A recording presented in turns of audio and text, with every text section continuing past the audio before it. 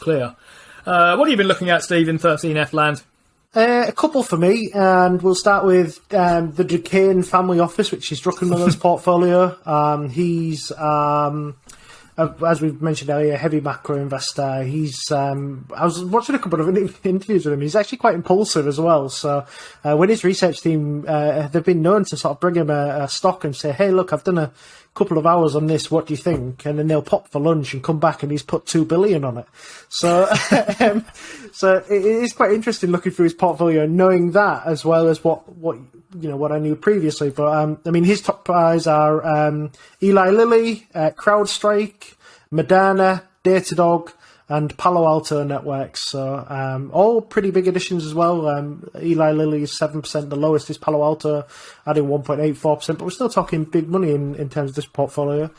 Sales-wise, he's sold Amazon, nearly 8.5% of Amazon, just over 8.5%. He's sold his puts on the S&P 500, a bit more Freeport-McMoRan, a bit more Smartsheet, and a bit more Tech Resources.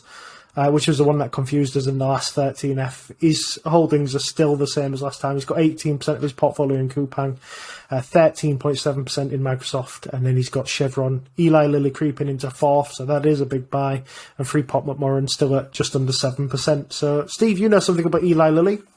Yeah, I do. It's spelled E-L-I... No, I know a couple more things than that as well. They're a drug company, and for a while we haven't talked about those yet, since I got a Bristol Myers Squibb t-shirt and then sold the stock. We don't tend to know huge amounts about drug companies, but here's why Eli Lilly's been catching attention lately from what I can see of it. They've got two things that are potentially quite exciting. One is an Alzheimer's drug, and if you think you've heard us talking about Alzheimer's drugs before, then trust your instincts, because we were talking about Biogen, and where there was pessimism around Biogen, I think in general there's more optimism around Eli Lilly's Alzheimer treatment, for what it's worth. But the big thing they have is a weight loss drug, which I think is done by way of injections, and they've had a lot of success with this kind of thing. So the drug is called tirzepatide, I think, which has delivered up to 22.5% weight loss in adults with obesity or overweight conditions. So, as I understand it, this is a really big thing for obvious reasons of being able to, quote-unquote, battle obesity using drugs effectively to just help bring weight down. But when I was hearing about this, I heard somewhere that it's going to be kind of used as a kind of thing you take alongside other drugs that have a side effect for weight gain. So it's not just the case that people will be able to kind of, I suppose, cosmetically or even just by itself for other reasons, inject their way down to a BMI of whatever it's meant to be, 18 or something like that. Steve, any thoughts on the prospect of kind of injecting yourself to lose some weight? Sign me up. Sounds great. Yeah, it sounds much better than a diet and running around.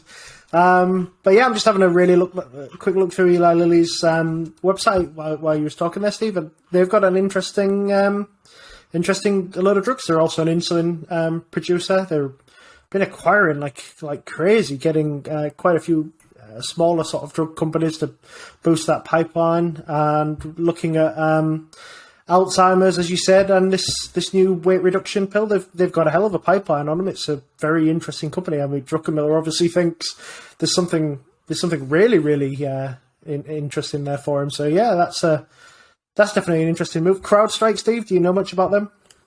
They're a cybersecurity outfit, of course. So Palo Alto, I think, which you mentioned earlier. That's right, yep. And I can't remember whether you mentioned any other ones as well, Datadog, but those two stood out to me. Mm-hmm.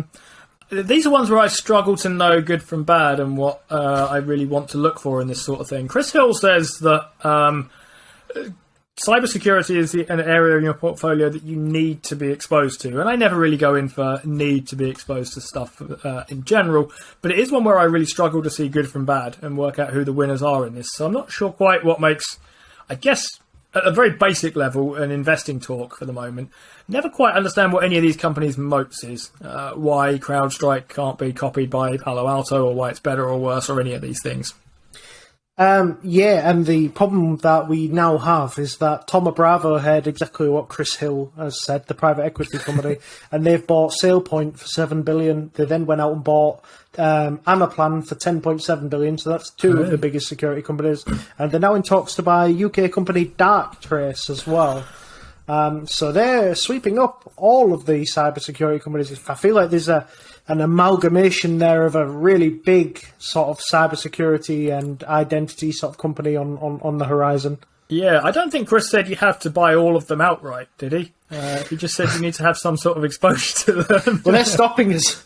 They're stopping us. You can't get shares in Thoma Bravo. I think they're a private equity company, if I remember correctly. They may well be, actually. Yeah, Darktrace is new as the UK's kind of cybersecurity offering. I guess there's other sort of cybersecurity companies that I've sort of heard of and are vaguely aware of swilling around, like Cloudflare, I think, and Checkpoint or whatever it is, something like that, which was the one that looked really cheap not so long ago, but I'm not quite sure what or why that would be the case. I've just had a Google of Thoma Bravo to see what else they've been buying. They've also bought Ping Identity, which is Okta's biggest competitor, and they've also bought a company called Bottomline, which is a financial technology and financial security company. So they're going really, really heavy on this. They've spent nearly $25 billion here, plus Darktrace acquiring all of these companies. So hell's bells, look like they're betting quite heavily on that. It's a nice idea if you can, isn't it? Try and hoover these things up while they're, I suppose, kind of cheap in a certain way. Yeah. Any thoughts on the top holdings at Duquesne? I'll read them again for you if you need them, Steve. I heard Chevron was in there. I heard Coupang was in there. What was second? Sorry, was it Microsoft? Microsoft, yeah, nearly 14%. Yeah, so he's never really moved out of Microsoft, has he? It feels like Buffett's version of Apple is, Druckenmiller's Microsoft there. Coupang at the top is... That feels to me like a company that you buy that in one of two ways. One is if you're making a kind of broadish bet on e-commerce. It's kind of, and I hate myself for saying this, but South Korean Amazon, right? Mm-hmm. Yeah. And that's quite a lazy way of putting it, so apologies to anyone who wants to point out that that's different in various ways, because that's obviously true. But that feels to me like a company that you buy in one of two ways, right? You either buy it as kind of a broad sweep on e-commerce, then in that case, and think to yourself, sure, I'll have that one, and I'll have Mercado Libre, and I'll have Amazon, and I'll have probably Etsy, and I'll have maybe eBay, and you get the general idea, plus the things that kind of facilitate these sorts of things. Alternatively, but if you're doing that, you don't make that your biggest holding by an absolute mile, or you buy it because you think you know something very, very specific about this kind of company. And I'm guessing Druckenmiller probably does, because you don't make that your biggest holding if you're just thinking, yeah, sure, sort of e-commerce, right? It's strange, really, because I mean, when you get nearly 20% of a portfolio in, you tend to find get a story as to why he's doing this. Do you know what I mean? That's such a huge part of the portfolio. You would expect him to come out with maybe, like a couple of pages or an interview where he says, this is where I'm doing it. And the only link I've seen is that essentially he was in pre-IPO, and Coupang have a member on their board who is also at Duquesne Capital. So I wonder if this is just overspill from having a really large early interest in the company, which has obviously grown the size of the portfolio. Not really sure on that. Outside of that, though, I mean, Microsoft steady is a very steady Eddie, great grower, has been a fantastic winner, and then Chevron, Freeport McMoran, who is commodity exposure, and then Eli Lilly slipping in at fourth is. I mean, they obviously see some potential there. The other one I've been looking at is Greenlee. And Greenlee is Josh Tarasoff. We've spoke about him before. We think he's a bit of an up-and-comer. He was very early onto Amazon, wrote a very in-depth thesis on why you should buy Amazon, and even projected all the growth out and got it very, very close, which is was good for a young investor. He's been very quiet. Two buys, Amazon and Google. His sells were Peloton, sold a little bit of Spotify, a little bit of Trupanion, and a little bit of Monday.com.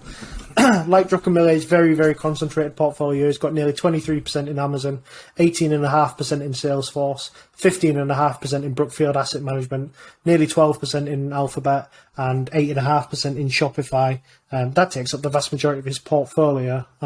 Any thoughts on that, Steve?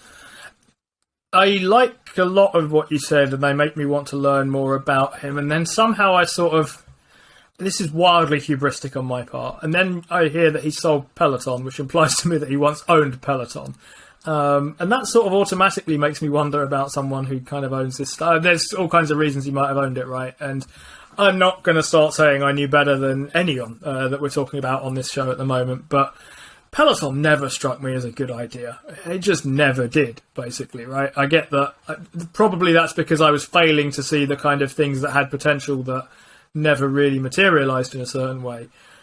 But I'm sort of surprised that someone who clearly doesn't buy an awful lot of stuff, right, because they have a very concentrated portfolio, which tells me they're a careful buyer of things, someone like that came to own something like Peloton.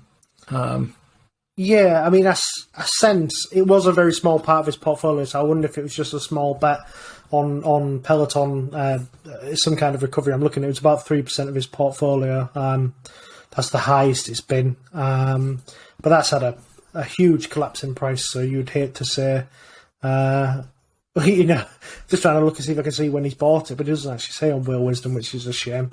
But yeah, that's had a huge fall. I've got the rest of them here, Steve, so I may as well give you them while here, because it's a very small portfolio. So underneath shop is Netflix, 6.67, Trupanion, which is the pet insurance company, at 5.76, Spotify at 5.52%, Monday.com at 3.14, Bareford Capital 2.12, and then there was Peloton, but that's now all gone.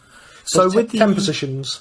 With the exception of Brookfield Asset Management, I think, which you mentioned in there, this is very much an anti-Buffett portfolio, right? And I'm not saying there's anything good or bad or otherwise about that. It's actually similar principles in many ways, right?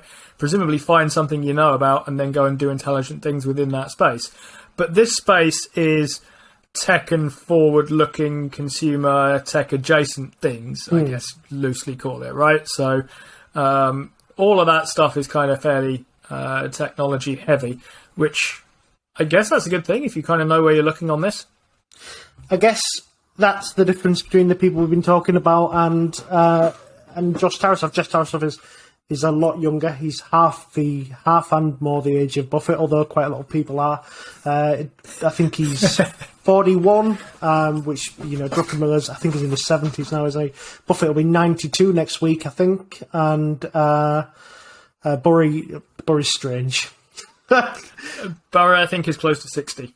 Is he? So yeah, he's even way younger than Burry as well. So yeah, that was my 13Fs. I thought those four were very interesting. Would be interested to know if you guys look at any in the comments, which 13Fs you look at, and tell us what they've been up to. Yeah, should we talk about Charlie Munger's one? Yeah, go for it. Yeah, nothing happened.